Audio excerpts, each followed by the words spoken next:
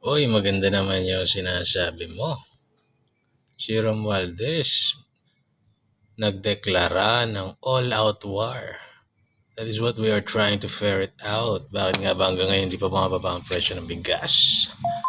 Mga profiteers dyan, yung mga unscrupulous traders and wholesalers, we are going after you. The house will go after you.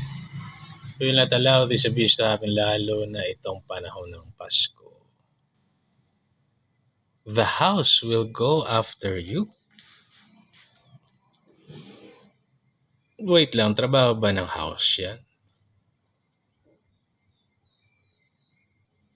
The house will go after you, no.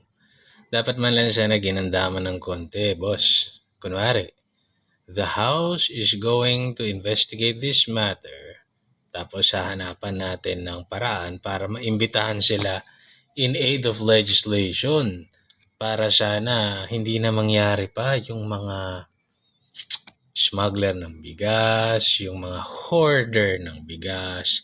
Ganun mas tama.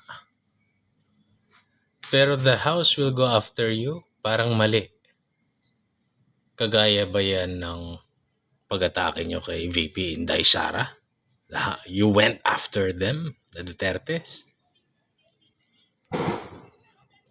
Weaponizing the house, ha? Parang yung mga pink lawan, weaponizing the law. Ikaw, weaponizing the house. Yes, sir.